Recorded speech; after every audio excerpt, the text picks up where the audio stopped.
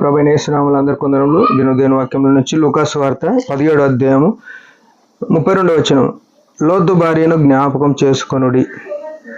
చూడండి ప్రియమైన వారలారా, యేసు రక్తంతో విమోచింపబడి సంఘంలో ఉన్న మనము, ఆరాధన చేయడానికి వచ్చే మనము లోతు భార్యను జ్ఞాపకం చేసుకొనుడి అనే మాట మనకి ఇక్కడ కనబడుతుంది.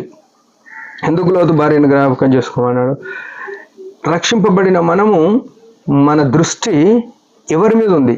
ఈనాడు ఆరాధనకు వచ్చే మనము, ఆరాధన చేసే మనము పోటీపడి చేస్తాం, తొందరపడి చేస్తాం, ఎన్నో రకాలుగా చేసే మనము లోతు భార్యను జ్ఞాపకం చేసుకున్నాం ఒకసారి.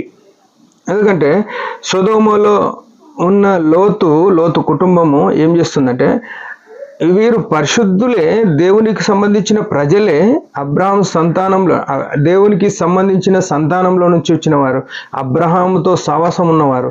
వీరు ఏం చేసినారంటే, లోతు దేవుని నుంచి దూరం అయిపోయినాడు, సొదొమ వైపు వెళ్ళినాడు, సొదొమలో స్థిరపడ్డాడు, ఆస్తిపరుడు అయినాడు. ఆ తర్వాత తన జీవితం అదే అనుకుంటున్నాడు, కానీ అబ్రహాం జీవితం వేరుగా ఉంది. ఈ లోతు ఏం చేసినాడంటే దాంట్లో స్థిరపడిపోయినాడు. మనం ఎక్కడ స్థిరపడుతున్నాం? మనం యాత్రికులము, పరదేశీయులమని గుర్తుపెట్టుకుంటే మనం ఆరాధన చేస్తాం. ఈ ఆరాధన ఏం చూపిస్తుందంటే, ఈ భూ సంబంధమైనది కాదు ఇది ఆరాధన. పరలోకానికి వెళ్ళినాక అక్కడ చేసే ఆరాధన ఇది. పరలోకంలో చేయాల్సింది ఏంది? కోట్ల దూతలు ఏం చేస్తున్నారు? పరిశుద్ధుడు పరిశుద్ధుడు పరిశుద్ధుడు అని మానకు ఆరాధన చేస్తున్నారు. మనం ఇక్కడ తరబీదు పొందుతున్నాం అక్కడి కొరకు. కానీ ఎట్లా తరబీదు పొందుతున్నాం? ఇక్కడ మన మనసు ఆత్మతో సత్యంతో ఆరాధన చేయాలి. మన మనసు భూ సంబంధమైన వాటి మీద పెట్టుకొని, మన చుట్టూ ఉన్న వాటి మీద పెట్టుకొని ఆయన ఎట్లా ఆరాధన చేయగలుగుతాం? ఆయన మన కొరకు సిలువకు కొట్టబడి రక్తం కార్చి ప్రాణం ఇచ్చినాడు కదా.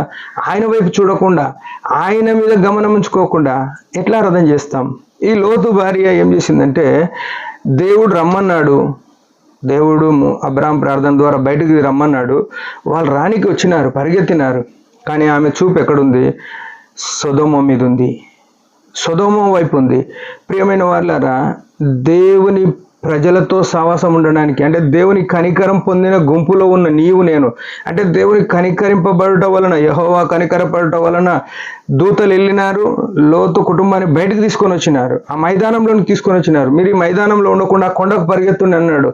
యేసు ప్రభు ఏమైనాడంటే, మన కొరకు ఆ కల్వరి శిలువ మీద, కొండ మీద నడిచినాడు. ఆ కొండ వైపు పరిగెత్తాలి, ఆ కొండలో దాగి ఉండాలి, ఆయన వైపు దాగి ఉండాలి. మన ఆశ్రయ దుర్గము ఆయన అయి ఉండాలి, మన దాగు చోటు ఆయన అయి ఉండాలి. అట్లా కాకుండా ఈమె ఏం చేస్తుందంటే, ఈ మైదానంలో నిలిచి వెనకకు చూసింది. ప్రియమైన వాళ్ళారా, ఆరాధనకు వచ్చే మనము, మన మనసు ఎక్కడుంది? ఏ రకంగా ఉండి ఆరాధన చేస్తున్నాం? అందుకే ప్రభు స్పష్టంగా చెప్పినాడు, ఆత్మతోనూ సత్యంతోనూ ఆరాధన చేయాల. అంటే మన ఆత్మ ఎక్కడుందో, ఆమె ఆత్మ ఎక్కడుంది? సొదొమలో ఉంది. సొదొమలో తన ఇల్లు, బంగారం, స్నేహితులు, వారి గురించి ఉంది. మనం ఎక్కడున్నాం?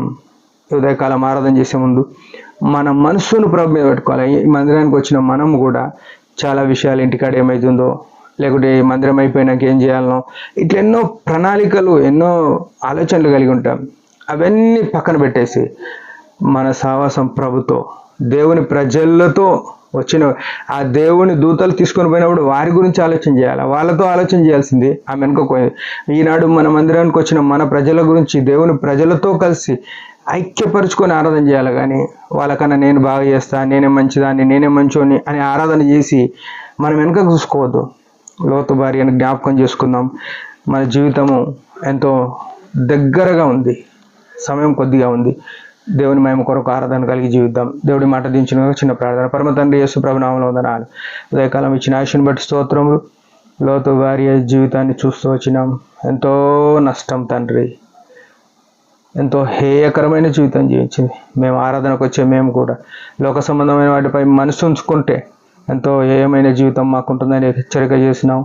అవన్నీ వదులుకొని నీ మీద దృష్టి ఉంచి కొనసాగట కృపణీయమని, దావీదు వలె ఎల్లప్పుడూ మా దృష్టి నీ వైపు ఉండగలటకు సహాయపడమని యేసు ప్రభు నామములో ప్రార్థిస్తున్నాం తండ్రి. ఆమేన్. మీరు పరిచయం గురించి బాగా ప్రార్థన చేయండి. Praise the lord.